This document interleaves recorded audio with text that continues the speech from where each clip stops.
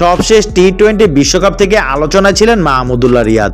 অভিজ্ঞ এই টাইগার ক্রিকেটারের ব্যাটিংটা ঠিক টি-20 সুলভ নয় বলেও কম সমালোচনা হচ্ছিল না, যে কারণে ভারতের বিপক্ষে চলমান সিরিজের দলে তাকে দেখে অনেকে অবাক হয়েছিলেন। এরই মধ্যে শোনা যাচ্ছিল ভারত সিরিজে সংক্ষিপ্ত সংস্করণে ক্রিকেটকে বিদায় বলে দেবেন রিয়াদ। অবশেষে দিল্লিতে ভারতের বিপক্ষে দ্বিতীয় টি-20 ম্যাচের আগের দিন ফরম্যাটটি থেকে অবসরের ঘোষণা দিলেন তিনি।